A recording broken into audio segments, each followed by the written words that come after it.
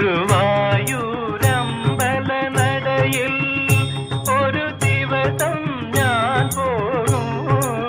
ഗോപുരവാതിൽ തുറക്കും, ഞാൻ ഗോപകുമാരനെ കാണും.